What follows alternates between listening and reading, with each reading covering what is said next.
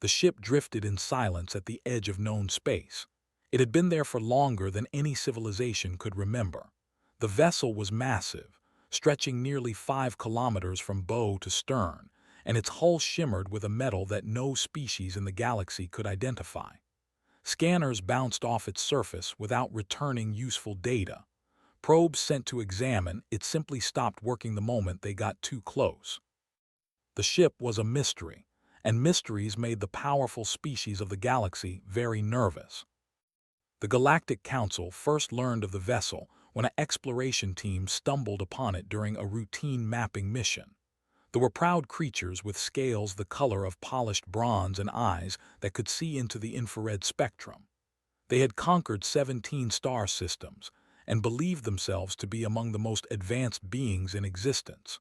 When their scanners detected the derelict ship, they immediately claimed it as salvage under interstellar law. Commander led the boarding party. He was a decorated officer with 30 years of service and not a single mark of failure on his record. His shuttle approached the ship slowly, and as it drew near, something unexpected happened. The vessel came alive. Lights flickered along its hull in patterns that seemed almost like breathing. A docking port opened on its own, as if inviting them inside. Took this as a good sign, he was wrong. The moment he stepped onto the bridge of the ancient ship, alarms began to scream. The walls pulsed with red light. A voice spoke in a language none of them understood, but the tone was clear enough. It was a warning. Before could react, a force field materialized around him and dragged him toward an airlock. His soldiers tried to help, but the ship's defenses activated against them too. Energy beams cut through the air. Blast doors slammed shut, separating the team. Was ejected into space. His suit's emergency beacon activated, and his crew managed to retrieve him before his oxygen ran out. But his pride never recovered. The greatest commander in the fleet had been thrown out like garbage by a ship with no crew. Word of the incident spread quickly. The Empire sent their finest admiral next. There were massive beings, standing over 3 meters tall, with 4 arms and skin like gray stone. They had built their empire through conquest, and believed that strength was the only language the universe understood. Admiral brought a fleet of 50 warships and personally led the boarding team. The ship rejected him even faster than it had rejected, did not even make it to the bridge. The moment he crossed the threshold of the main corridor, the floor beneath him opened and dropped him into a holding cell deep within the vessel. He remained trapped there for 6 hours before the ship released him, depositing him back in his shuttle with no explanation. They tried a different approach. They were a race of artificial intelligences who had long ago abandoned biological forms. They existed as pure consciousness, able to transfer themselves into any machine. Their greatest mind, an entity called Prime Nexus, attempted to upload itself directly into the ship's computer systems. The ship erased Prime Nexus in less than 3 seconds. They mourned for a full cycle before declaring the vessel too dangerous to approach. They came next. They were creatures with powerful psychic abilities. Their hive queens could communicate across vast distances using only their minds.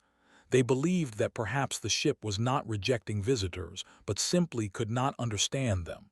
A hive queen named attempted a psychic bond with the vessel. She went mad. Her mind touched something ancient within the ship, something so vast and so alien that her consciousness shattered trying to comprehend it. She spent the rest of her days in a medical facility, whispering about architects and seeds and a plan that spanned millions of years. 17 species attempted to claim the ship over the next 3 galactic cycles. All of them failed. Some died. Others simply gave up. The Galactic Council eventually declared the vessel off-limits and surrounded it with warning beacons. They gave it a name in the common tongue. They called it the Vanguard because it seemed to be waiting at the front of something, guarding a door that no one could open. The Vanguard became a legend. Traders told stories about it in cantinas on distant stations. Scientists wrote papers theorizing about its origins. Some believed it was a weapon left behind by a long-dead race. Others thought it was a tomb. A few even suggested it was alive, a silicon-based life form that simply did not want company. No one knew the truth. No one even came close. Far across the galaxy, on a small blue planet called Earth, a man named Daniel Carter was losing everything he had worked for. He was a pilot in the United Earth Navy, one of the best they had ever trained. His reflexes were perfect. His instincts were sharp. His record was spotless until the day he disobeyed a direct order. It happened during a border skirmish with pirates near the colonies. Daniel's squadron was ordered to pursue the enemy ships and destroy them before they could escape. But during the chase, Daniel spotted something the others missed. A civilian transport was caught in the crossfire, its engines damaged and its hull venting atmosphere. There were children on that ship. Daniel could see them through the viewports, their faces pressed against the glass, terrified. His commanding officer ordered him to ignore the transport and continue the pursuit. The mission came first. The pirates were more important. Daniel refused. He broke formation, docked with the transport, and helped evacuate the passengers onto his own ship. By the time he finished, the pirates were gone. The mission was a failure. The Navy did not care that he saved 47 lives. They did not care that 12 of those lives belonged to children under the age of 10. They only cared that he had disobeyed orders. They discharged him without honors and stripped him of his rank. Daniel left Earth with nothing but his savings and a bitter taste in his mouth. He bought a small cargo ship and headed for the Outer Rim, where no one knew his name and no one asked questions. He spent 2 years hauling freight between stations that barely appeared on any map. He grew a beard. He stopped caring about the future. He told himself that he was done trying to be a hero. The universe, it turned out, had other plans. Daniel's ship was called the Drifter, and it had seen better days. The hull was patched in 7 places. The navigation system glitched at least once a week. The heating unit only worked when it felt like it, which meant Daniel spent most of his time wearing 3 layers of clothing.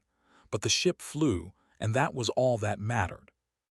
His only crew member was a woman named Lisa Monroe. She was an engineer who had left Earth for reasons she never discussed. Daniel did not ask, and she did not volunteer. They had a good arrangement. She kept the ship running, and he kept them employed. They split the profits evenly and stayed out of each other's personal business. Lisa was shorter than Daniel by almost a full head, but she made up for it with attitude. She had dark hair that she kept tied back in a practical knot, and hands that were always covered in grease or engine coolant. She could fix anything with enough time and spare parts, and she had saved the Drifter from falling apart more times than Daniel could count. They were 3 days into a routine cargo run when the navigation system failed again. One moment they were cruising through hyperspace on a clear course. The next moment, alarms were blaring and the ship was dropping out of faster-than-light travel in a location that was definitely not their destination. Lisa rushed to the engine room while Daniel fought with the controls.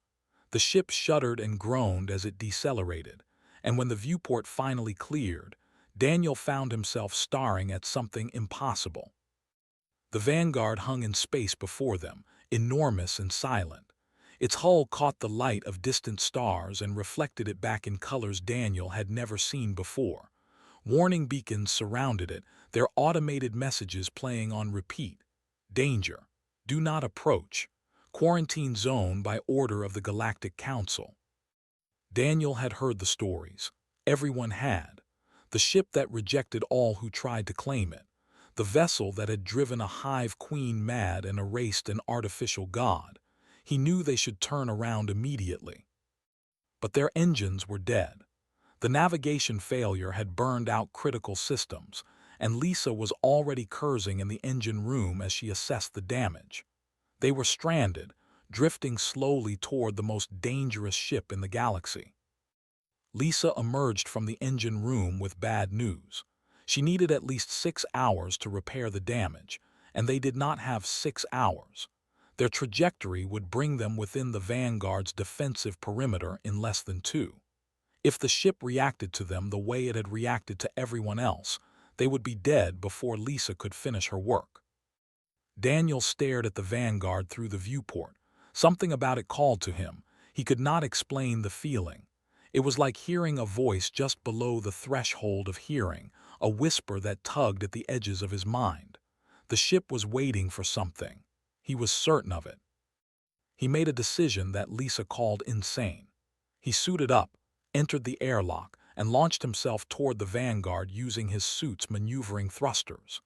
Lisa screamed at him through the radio the entire way, demanding to know what he was thinking, threatening to leave him behind if he got himself killed. Daniel did not answer. He could not find the words to explain what he was feeling. The closer he got to the Vanguard, the stronger the pull became. It was not a physical force. It was something deeper, something that resonated in his bones. He reached the hull and found a docking port already open. The ship had seen him coming. It was letting him in. The interior of the Vanguard was unlike anything Daniel had ever experienced. The corridors were wide and curved, made of a material that felt warm under his gloves. Lights activated as he walked, guiding him forward. The air was breathable, so he removed his helmet and let it hang from his belt. He expected resistance. He expected alarms and force fields and ejection into the void. None of that happened. The ship welcomed him like an old friend returning home after a long journey. The bridge was a circular chamber at the heart of the vessel. In its center stood a pedestal with a console made of crystal and light. Daniel approached it slowly, his heart pounding in his chest. When he touched the surface, the entire room came alive. A holographic figure appeared before him. It was humanoid but not quite human, taller and thinner, with features that seemed to shift and change as he watched. The figure spoke, and its words appeared directly in Daniel's mind, bypassing his ears entirely. The figure called itself the Keeper. It explained that the Vanguard was built by a race called the Architects, beings who had existed when the galaxy was young. The Architects had seeded life across thousands of worlds, guiding evolution, watching civilizations rise and fall. They had built the Vanguard as a gift for a worthy species, a tool that could unite the galaxy or tear it apart. But worthiness was not measured in strength or intelligence or technological advancement. The Architects valued something else. They called it the spark. It was a combination of traits that was incredibly rare in the universe. Adaptability, empathy, creativity, the ability to hold both war and mercy in the same heart, the willingness to sacrifice for those who could never repay the debt. The Architects had searched for a species with this spark for millions of years. They had tested countless races and found them all lacking. They were too proud. They were too brutal. They had abandoned emotion. They could not think as individuals. Then the Architects found Earth. They watched humanity struggle and grow. They saw humans commit terrible atrocities and incredible acts of kindness. They saw a species that could be monsters and heroes in the same generation, sometimes in the same person. They saw the spark. The Architects vanished long ago, the Keeper explained. No one knew why or where they went, but before they left, they programmed the Vanguard to wait. The ship had drifted for 50,000 years, testing every species that approached, searching for someone with the right combination of traits. Daniel Carter, disgraced pilot and cargo hauler, was the first being in 50,000 years to pass the test. The Keeper asked if he would accept the role of captain. The Vanguard would bond with him, respond to his thoughts, become an extension of his will. He would have power beyond imagination. He would also have a responsibility heavier than any he had ever carried. Daniel thought about the children on the transport. He thought about the order he had refused. He thought about the 2 years he had spent running from his own conscience. He said yes. The bonding process took less than a minute but felt like a lifetime. Daniel placed both hands on the crystal console, and the Vanguard reached into his mind. It was not painful. It was more like remembering something he had always known but forgotten. Neural pathways formed between his consciousness and the ship's systems. When it was finished, Daniel could feel the Vanguard the way he felt his own heartbeat. He thought about the lights and they brightened. He thought about the engines and he felt them hum with potential energy. The ship was alive in a way that explanation, and now it was part of him. Lisa's voice crackled through his suit radio. She was demanding to know what was happening. Daniel told her to come aboard. The ship would let her pass. She did not believe him at first. But when she approached and the docking port opened for her just as it had opened for Daniel, she had no choice but to accept the impossible. She walked through the same corridors he had walked, and when she reached the bridge, her mouth fell open. Daniel stood at the center of the room with holographic displays floating around him. Star maps stretched across the ceiling. Energy readouts scrolled down the walls. The keeper hovered beside him, explaining systems that Lisa could barely comprehend. She called it the most beautiful thing she had ever seen. Then she called Daniel an idiot for boarding an alien ship alone. He deserved both comments. Over the next several days, Daniel and Lisa explored the Vanguard together. The ship was vast, containing chambers they had not yet discovered and technology they could not begin to understand. The weapons systems alone were terrifying. The main cannon could crack a planet in half. The secondary batteries could destroy a fleet in seconds. The shields could bend space itself, redirecting attacks into alternate dimensions. Lisa found the engineering section and nearly wept with joy. The power core was a contained singularity, a miniature black hole that produced more energy than 100 stars. The propulsion system could fold space, allowing the ship to travel anywhere in the galaxy almost instantaneously. The repair drones were self-replicating, capable of fixing any damage within hours. She told Daniel that compared to the Vanguard, humanity's greatest achievements were like children's toys. Daniel believed her. The keeper taught Daniel how to access the ship's archives. The architects had left behind records of their travels, their discoveries, their hopes for the species they had seeded across the galaxy. Daniel spent hours reading about civilizations that had risen and fallen while the Vanguard waited. He learned about wars that had consumed entire star systems and peace treaties that had lasted for. He also learned what the architects had wanted. They had not built the Vanguard as a weapon of conquest. They had built it as a tool for unity. The ship was supposed to bring the galaxy together, to end the endless conflicts that had plagued known space since the first species discovered faster-than-light travel. The worthy captain was supposed to be a bridge between worlds, not a conqueror. Daniel understood the weight of that responsibility. He also understood that not everyone would see it the same way. News of the Vanguard's awakening spread across the galaxy faster than light itself. Traders carried the story from station to station. Military channels buzzed with encrypted messages. Within a week, every major power in known space knew that a human had claimed the legendary ship. The reactions varied. Some species were curious, though a peaceful race of aquatic beings sent a message of congratulation. The who had long admired humanity's stubborn resilience offered an alliance, but others saw the news as a threat. The Empire was the most concerned. They had built their dominion through force, conquering weaker species and absorbing their resources. The idea of a single ship that could challenge their entire fleet was unacceptable. The idea of that ship being controlled by a human was even worse. Admiral received his orders directly from the High Command. He was to assemble the largest fleet in the Empire's history and capture or destroy the Vanguard before its human captain could threaten their power. Failure was not an option. Was old Fura, with scars across his stone-like skin and a reputation for ruthless efficiency. He had crushed rebellions and exterminated entire colonies that dared to resist the Empire. He did not believe in mercy or negotiation. He believed in strength, and he intended to demonstrate that strength to this upstart human. 200 warships gathered at the edge of space. Each one was armed with weapons capable of devastating a planet. Together, they represented the greatest concentration of military power the galaxy had seen in a century. Daniel sensed them coming. The Vanguard's sensors could detect ships across vast distances, and the moment's fleet began to move, Daniel knew they were heading for him. He had perhaps 3 days before they arrived. Lisa asked what they should do. She suggested running. The Vanguard could outpace any fleet. They could disappear into the uncharted regions of space and never be found.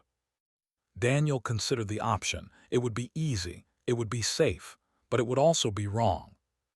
The Keeper had shown him visions of what the architects had hoped for, a galaxy at peace, species working together instead of fighting each other, the end of the cycle of violence that had defined known space for as long as anyone could remember. If Daniel ran, he would be abandoning that dream. He told Lisa they would stay. They would face the fleet and find another way. Lisa called him an idiot again, but she did not leave. She went to the engineering section and began preparing the ship for whatever was coming. Daniel stood alone on the bridge, watching the stars through the viewport. He had spent 2 years running from responsibility. He had told himself that one person could not make a difference, that the universe was too big and too cruel for individual actions to matter. The Vanguard had proven him wrong. The architects had searched for 50,000 years to find someone like him. They believed that one person could change everything. Daniel decided it was time to find out if they were right. The fleet arrived exactly when Daniel expected. 200 warships dropped out of faster-than-light travel in perfect formation, their weapons already powered and their shields fully raised. They surrounded the Vanguard in a sphere of steel and fire, blocking every possible escape route. Admiral stood on the bridge of his flagship, the Devastator. He was even more imposing in person than his reputation suggested. His 4 arms were crossed over his broad chest, and his eyes burned with cold determination. He had destroyed civilizations. One human in an ancient ship did not frighten him. He opened a communication channel to the Vanguard. His voice was deep and harsh, like rocks grinding together. He told Daniel that he had one chance to surrender. If he powered down his weapons and submitted to authority, his life would be spared. He would be taken prisoner, studied, and eventually released once the Empire understood how he had bonded with the ship. If he refused, would reduce the Vanguard to atoms and scatter them across the void.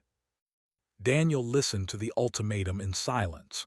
Through his bond with the ship, he could feel every weapon pointed at him. He could sense the energy building in the cannons, the targeting systems locking onto his hull. 200 ships, thousands of weapons, millions of soldiers ready to die on their admiral's command. The Vanguard whispered to him. It showed him what it could do. The main cannon could fire a beam of compressed gravitons that would tear through the entire fleet in a single sweep. The secondary batteries could launch projectiles at a fraction of light speed, punching through shields as if they were paper. The defense systems could create a field that would cause every ship to collapse in on itself like a crushed can. Daniel could end the battle before it began. He could kill every in that fleet with a thought. The ship wanted him to understand that he had the power. The choice was his. He thought about the Empire and everything it had done. He had read the archives. He knew about the planets they had conquered, the species they had enslaved, the massacres they had committed in the name of expansion. They were not innocent victims. They were conquerors and murderers. The galaxy would arguably be better without them. Lisa contacted him from the engineering section. She told him she was ready. Whatever he decided, she would support him. But she also reminded him of something important. She reminded him of the transport ship, the one with the children, the one he had saved even though it cost him everything. Daniel closed his eyes and remembered that day. He remembered the faces of those children pressed against the viewport. He remembered the fear in their eyes and the hope that appeared when his ship docked with theirs. He remembered carrying a little girl named Sophie to safety, while her mother cried with relief. He had disobeyed orders to save those people. He had sacrificed his career, his reputation, and his future because he believed that some things mattered more than following rules. He believed that mercy was not weakness. He believed that every life had value, even the lives of people he would never meet again. They were his enemies. They had come to destroy him, but they were also people. They had families and children and hopes and fears. Somewhere in that fleet, there were soldiers who had joined because they had no other choice. There were officers who privately questioned their empire's brutality. There were young who had never hurt anyone and did not deserve to die for the sins of their leaders. Daniel could not kill them. He would not. He opened a channel to Admiral, but instead of threats or defiance, he said something the Admiral did not expect. He offered a gift. Daniel transmitted data from the Vanguard's archives directly to the flagship. Star maps showing systems rich in resources that the Empire had never discovered. Medical knowledge that could cure diseases plaguing colonies for generations. Engineering principles that could revolutionize their technology and improve the lives of billions. He told that he was not an enemy. He did not want war. He wanted to help. The architects had built the Vanguard to unite the galaxy, not to destroy it. Daniel intended to honor that purpose. He asked for nothing in return. No tribute, no alliance, no submission. He only asked that they consider peace. Stared at the data streaming across his display screens. His tactical officers were analyzing it in real time, and their reports were astonishing. The star maps alone would expand the Empire's territory by 30%. The medical knowledge could save millions of lives. The engineering principles were centuries ahead of anything that had developed. It was a treasure beyond imagining, and the human was offering it freely. Did not understand.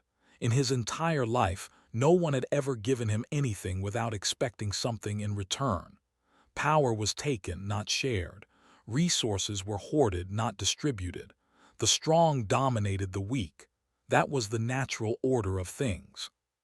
He demanded to know what trick Daniel was playing. There had to be a catch. There had to be a hidden cost. Daniel told him there was no trick. He explained that humans were strange creatures. They could be cruel and selfish, but they could also be generous and kind. They had fought terrible wars among themselves, but they had also built hospitals and schools and organizations dedicated to helping strangers. They believed in things like justice and compassion, even when those beliefs made no logical sense. Daniel told that he was offering these gifts because it was the right thing to do. Nothing more, nothing less. Silence fell over the communication channel, stood frozen on his bridge, his 4 arms hanging at his sides. His officers watched him, waiting for orders. The entire fleet held its breath. On other ships, crews were looking at the data Daniel had transmitted. They were seeing the star maps and the medical files and the engineering schematics. They were realizing that what the human offered was worth more than any victory in battle. Whispers began to spread through the fleet, questions that no had dared ask before. Why were they fighting? What would they gain from destroying someone who wanted to help them? Felt his certainty crumbling. He had orders to capture or destroy the Vanguard. His entire career was built on following orders without question, but the human had done something no enemy had ever done before. He had made hesitate. Admiral made his decision in the longest moment of his life. He stood on the bridge of the Devastator with 200 warships awaiting his command and a galaxy watching to see what he would do. His orders were clear. His duty was absolute. Everything he had been taught told him to open fire and crush this strange human who dared to offer kindness instead of war. But he could not do it. The data kept scrolling across his screens. Medical treatments that could heal wounds that had crippled veterans for decades. Agricultural techniques that could end famines on their outer colonies. Technology that would make the Empire stronger without firing a single shot. All of it given freely by someone who had every reason to be his enemy. thought about his own children, 2 sons and a daughter waiting for him back on the. He thought about the diseases that had taken his wife years ago, diseases that the humans' medical files might have cured. He thought about the future he wanted for his people, and he realized it was not a future built on endless conquest and suffering. He lowered his weapons. He ordered his fleet to stand down. The communication channels exploded with confusion. Some captains demanded to know what he was doing. Others quietly echoed his command. A few even expressed relief, as if they had been hoping for exactly this outcome. The fleet slowly powered down its weapons and let its shields fall. Daniel watched through the Vanguard's sensors and felt something loosen in his chest.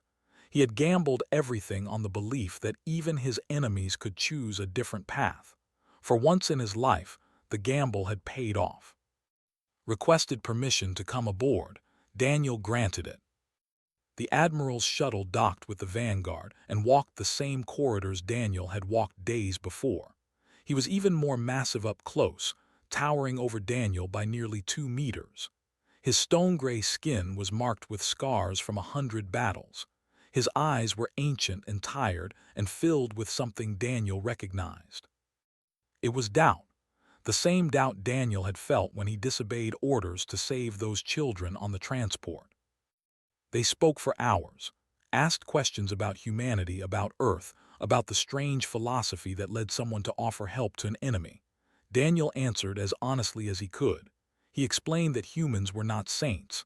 They had committed terrible crimes throughout their history, but they had also learned, slowly and painfully, that cooperation was better than conflict, that helping others often meant helping yourself, that mercy was not weakness but strength of a different kind.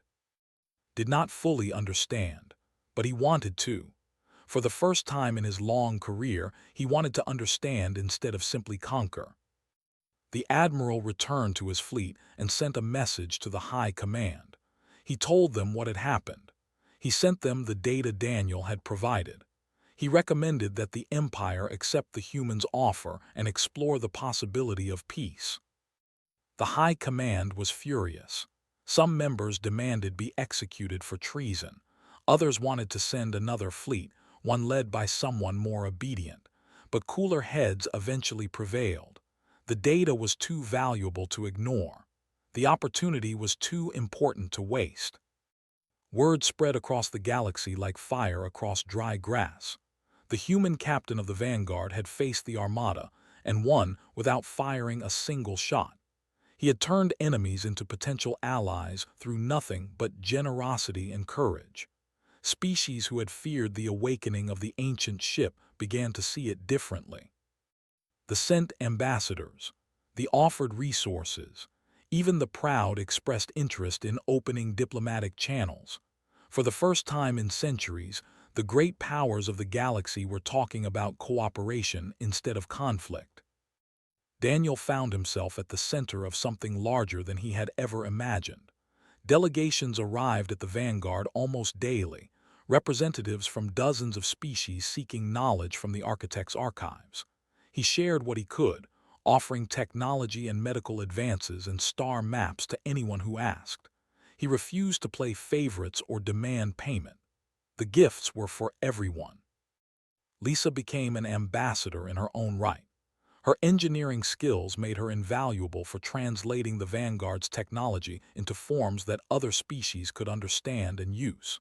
She spent her days working with alien scientists, bridging gaps between cultures that had never communicated before. She discovered that she had a talent for making connections, for finding common ground between beings who had nothing in common except their curiosity. The Galactic Council invited Daniel to speak before their assembly. It was the first time a human had ever addressed that body. He stood before representatives of 100 species and told them about the architect's dream. A galaxy united, wars ended, resources shared, a future where children did not have to fear the darkness between stars. He told them he could not build that future alone.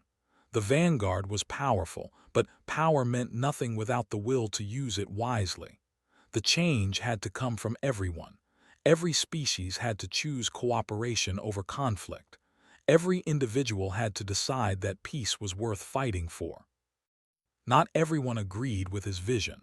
Some species refused to participate. Old enemies could not forget old grudges. Wars still broke out on the fringes of known space. The galaxy did not transform overnight into a paradise. Daniel had never expected it would. But something fundamental had shifted. The Vanguard became neutral ground, a place where ancient rivals could meet without weapons. Treaties were signed aboard its decks. Alliances were formed in its corridors. Slowly, painfully, the dream began to take root. Years passed. Daniel grew older but no less determined. The bond with the Vanguard kept him healthy, extending his life beyond normal human limits. He watched civilizations change and grow. He saw former enemies become friends.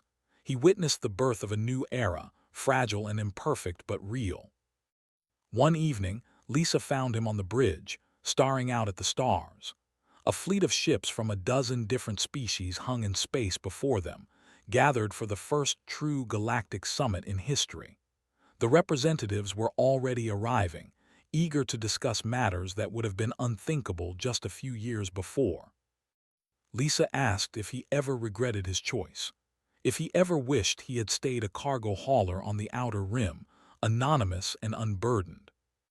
Daniel smiled. He told her that before the Vanguard he had been lost, disgraced, convinced that one person could never matter in a universe so vast and indifferent.